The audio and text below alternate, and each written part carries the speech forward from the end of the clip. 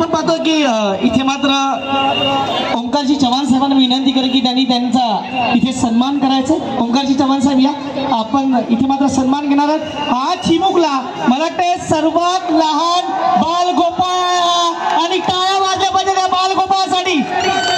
या या या इकडे इकडे इकडे इकडे इकडे इकडे इकडे यस या, हे छोटे बालगोपाळ माझ्यासोबत उपस्थित मंचावर बहुजन विकास आघाडीचे पदाधिकारी आहेत, पण हीच माझी लोकांना वागणूक देण्याची पद्धत आहे। मित्र आहेत माझे खास, सगळीच लोक मला खूप प्रेम करतात, म्हणून आज पक्षाचा विचार